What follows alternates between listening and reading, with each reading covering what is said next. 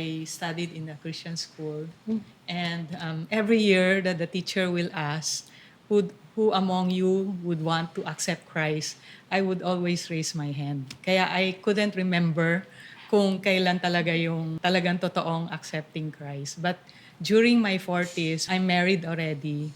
And my husband accepted Christ during that time lang and I backslided.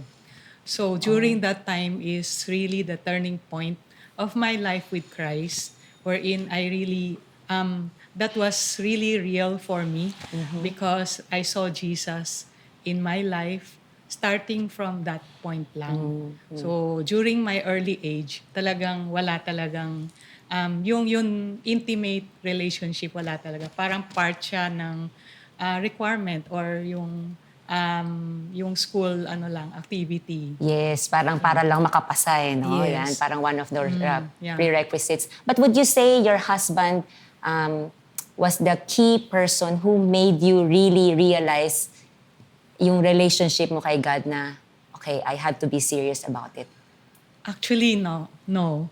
Kasi during that time, we were in a business and we were very parang pressured sa business. And then, every time we come home, kids has their own time for their own self. Like parang kanya-kanya sila. And then during Sundays, we go out for parang bonding supposedly, but parang it's not meaningful at all.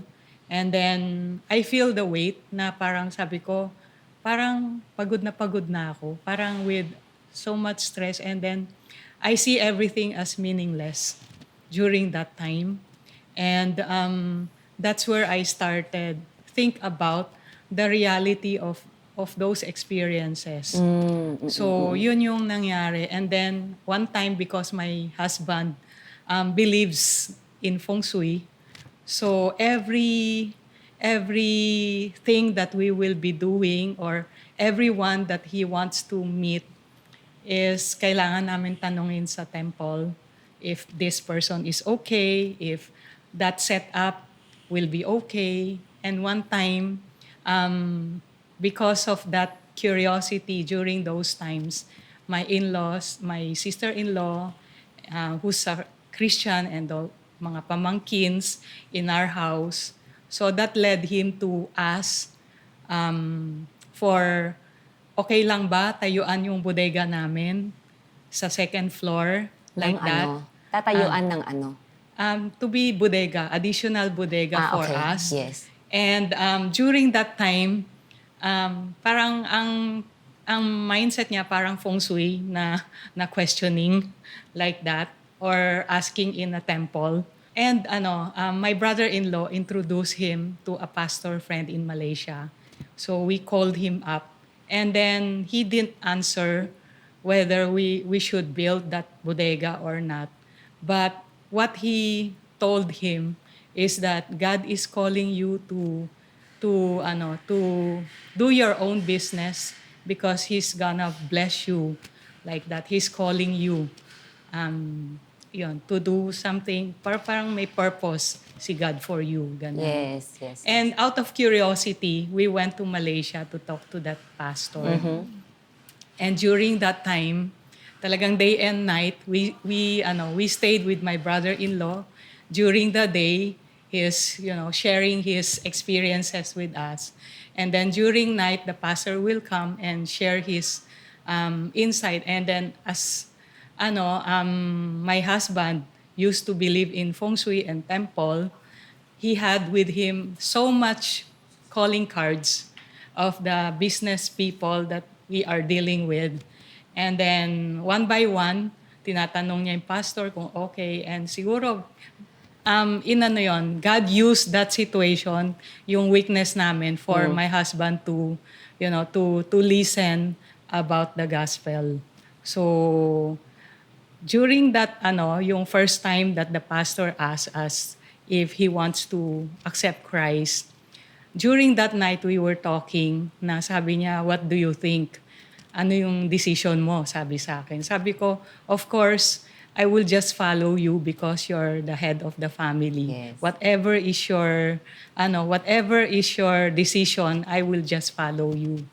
Ganon. And then, that happened nga nung umuwi na kami in the airport. Sabi nung pastor, you know, you have the ticket of this airline and you cannot ride on other airline, right?